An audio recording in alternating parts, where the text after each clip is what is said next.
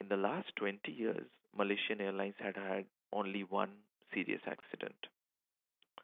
And compared to few other airlines in the region, if you check the statistics of last 20 years,